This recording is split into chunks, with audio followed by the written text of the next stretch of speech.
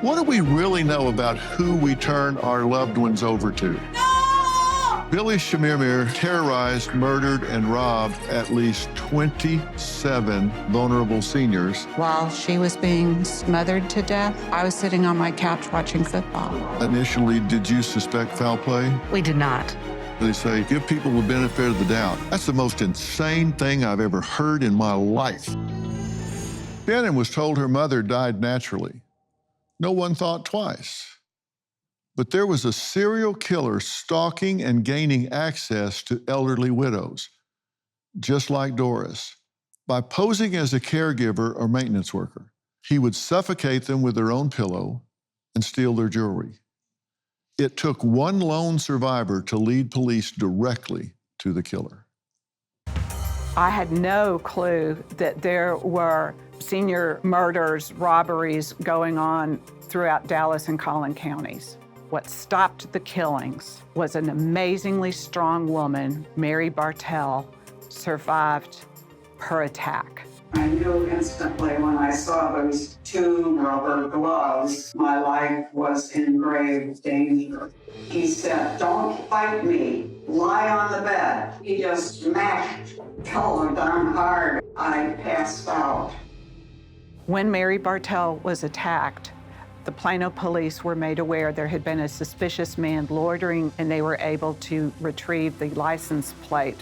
Police started tracking this car, and they found Billy Chemirmir. Billy Chemirmir was at his apartment complex, and he tossed some things in a dumpster. He was already wanted on another arrest warrant. The Plano police arrested him on that warrant, and they went and retrieved the items they had seen go in the dumpster. One of those was a red jewelry box. And as they opened it, they found the name Lou T. Harris.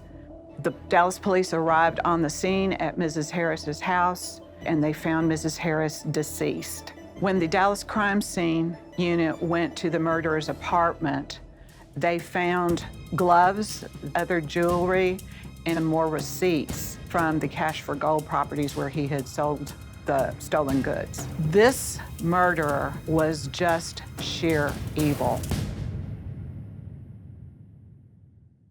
Well, Doris Gleason was one of the killer's victims.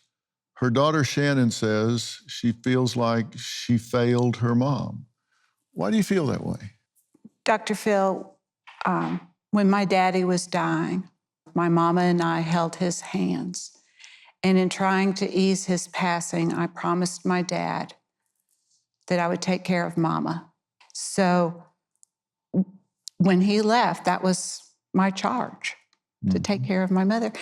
And I had asked her if she wanted me to call her every day, and she said, "Oh no, she lives 7 minutes away from me. I saw her regularly. We talked enough that we didn't need to establish a daily phone call." And so we didn't. So I saw her Friday afternoon, October 28th, and while she was being stalked and smothered to death, I was sitting on my couch watching college football. Mm-hmm. And it's very, very hard to look back and think, that's where I was when my mother left this life in fear. You can drive yourself crazy playing what if. Yeah. They thought at the time that she died of natural causes. Yes. Did that sound right to you at the time? For 1 hour, it sounded right. But after 1 hour is when I discovered jewelry was missing. And from that time on, it didn't sound logical to me. Because you knew that was important to her. My mother wore that necklace 24/7. It was a gift from my sister who had passed away from cancer. I have one. My mother wore one. I knew she wouldn't have had that taken off of her. Yeah. Now, according to the Dallas Police Department medical examiner, the cause of death, cardiac dysrhythmia and old age. So it was just ruled natural at the time. As frustrating as that is, she was elderly. Yes, Mama was 92. She had told me a number of times she was ready to leave this world. She had a good, full, wonderful life. She missed my dad. It hadn't quite been a year since he had passed. Yeah. She had a pacemaker as well. It had just been checked 2 days before she was taken, but No, that's why in that first hour at age 92, it was a surprise, but I was able to accept that my mother had passed away. But this was a very tragic and unusual situation. Now, 91-year-old Phyllis was another tragic victim of this murderer. Now, her daughter Lauren says she is still grieving the loss of her mom. Mom was the second known victim. You're going to jump for murder. She did for murder? Yes, and jump for murder. My mom was 4'11" and 99 pounds. This defenseless, sweet woman, to learn that her last moments on earth were horror is just more than you can bear. She kept her good jewelry in a coffee can in the refrigerator. The really hard thing to think about is that he had to ask her, "Show me where your good jewelry is." I'm sorry. Well, Lauren, thank you for being here. Thank you for having us. This has got to be tough for both of you. Initially, did you suspect foul play? We did not. When did that come into the narrative?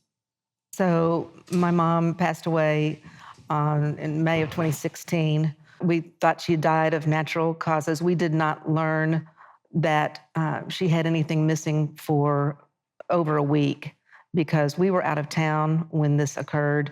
And so we came back, planned a service, and did not begin packing her apartment for a week. So we thought someone had just gotten into her apartment and taken some things. 2 years later, I was sitting in my living room and got a phone call, and a detective asked me if I had heard of Billy Chemirmir and that he had murdered a woman and stolen her jewelry. And then he proceeded to tell me he thought my mom was also a victim, and it was beyond shocking.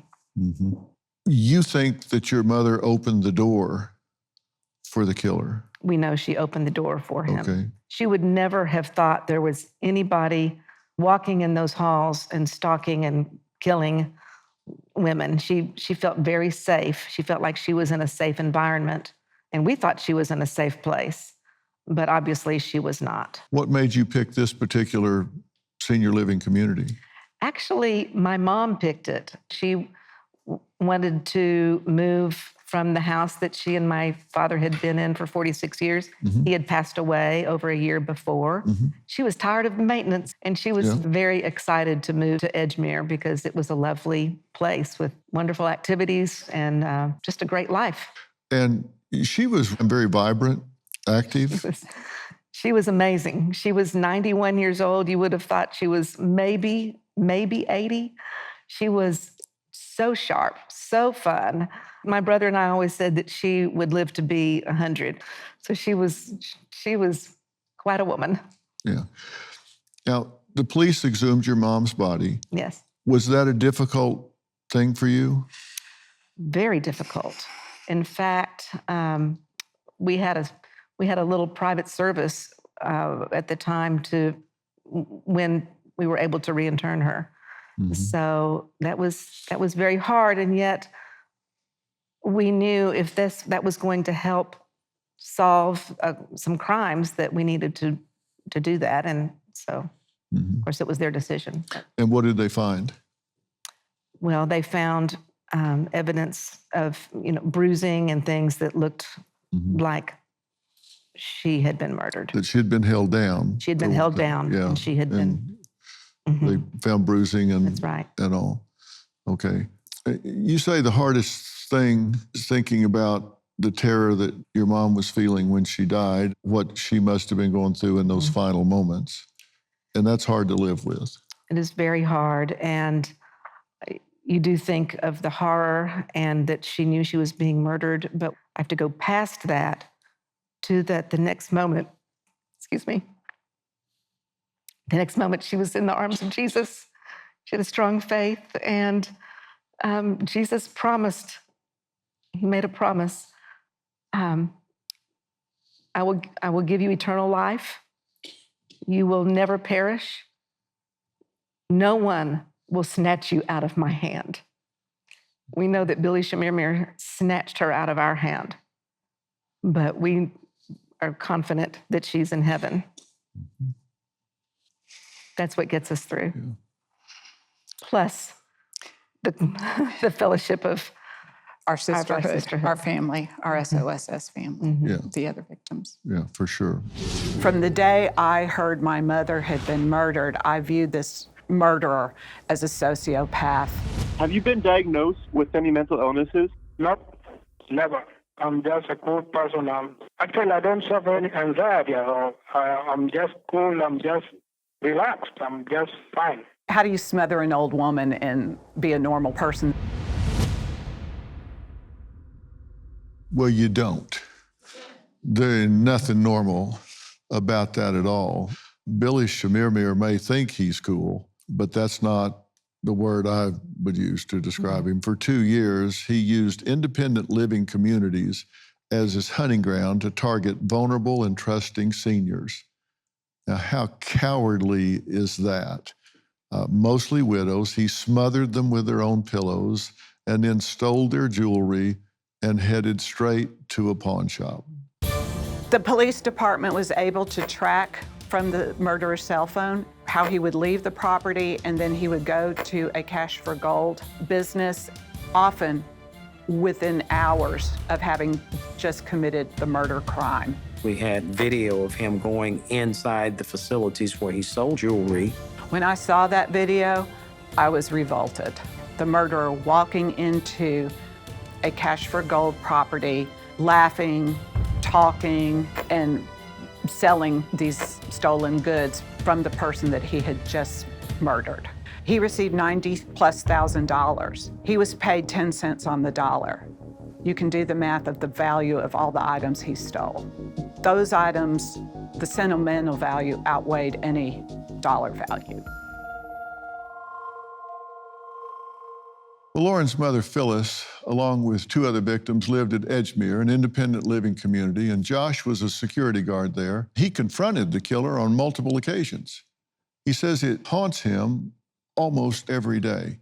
Thank you for being here. Thank you for having me. You spotted this guy on numerous occasions, and what was it about him that stuck out? He just didn't look right. He worked there Right. for a couple of months when I was there, and there were 2 times while he was working there that he went to a resident's apartment saying that he was with maintenance. Obviously, he wasn't with maintenance. And the first time he did it, we didn't know who it was. We couldn't figure it out. The second time he did it, she said that he was a black man wearing a maroon shirt and maroon pants. And so I was able to go back on the footage, the camera footage, and find him near her apartment, walking down a hallway, wearing that maroon shirt and maroon pants. And what was his job? He was a caregiver for a resident, so he would stay with her and help her make her food and help her get in and out of bed and whatnot. But then he's showing up where he's not supposed to be. Yes, sir. Other places, saying he's doing something else. Yes, sir. You confronted him about this at some point. Yes, sir. Once we saw the footage of him walking down that hallway, I recognized him. I knew who he was, who he worked for. And so myself and the maintenance guys went to go get him. And we took him back to my office. We talked to him about why he was nowhere near the apartment that he was supposed to be at. And the police came out. They gave him a criminal trespassing warning. And we walked him to his vehicle, and he drove off and he left. And at that point, the 2 ladies that he went to their apartments, he didn't get in. They didn't let him in. They knew the maintenance guys. Did he ever go through security check, background check, anything like that? So he worked for a specific company at that time. And in fact, he worked under an alias. At that point, we knew his name was Benjamin Koitaba, not Billy Chemirmir. He even had an ID that he gave to the police when they issued him the criminal trespassing warning. So they issued that criminal trespassing warning to Benjamin Koitaba instead of Billy Chemirmir, who was his brother-in-law. Did they check his ID when they came out? They checked that Benjamin Koitaba one. I guess he fooled them into having them believe that he was him. Did he show them an ID? I believe so. But it was his brother-in-law's ID. It was his brother-in-law. They look a little alike? I believe he tampered with it. Okay. I believe they found one that had his photo on that. Oh, okay. So he went to some effort on this. Yes, sir. Okay. Now, you say you called a detective to let him know that you had figured this out. What happened? Well, after he was issued that criminal trespassing warning, he was banned from the property. And then 2 months later, we figured out that he was coming back. Another resident said that a man came to her apartment claiming to be with maintenance. And so just from that, we knew it had to be him. One of the ways the murderer would target his victims was by following them at Walmart. Walmart has cameras all over the place, all over the store. So we were able to watch his conduct for hours at a time and different days. He was just playing like he was talking to someone. Standing outside, stalking victims, helping them get a basket, a cart to go in. He would target a victim and then follow them. If you watch nature videos, you see predators stalk their prey. He did the same thing in his own way. That was Chemirmir following his last victim, Lucy Harris, while she was shopping. He then followed her home and killed her. Is anyone not upset by what we're seeing? This man preyed on the elderly, and it was so easy for him. Someone who recognized this as an important story to tell is Merritt Street's own and former Los Angeles prosecutor Lonnie Coombs. Now, 3 years ago, Lonnie got a call from a daughter of one of Chemirmir's victims. Lonnie is one of the executive producers of See It Now Studios docuseries Pillowcase Murders that we've been featuring tonight. So, Lonnie, congratulations on this. It's such an important story because I think this puts everybody on alert.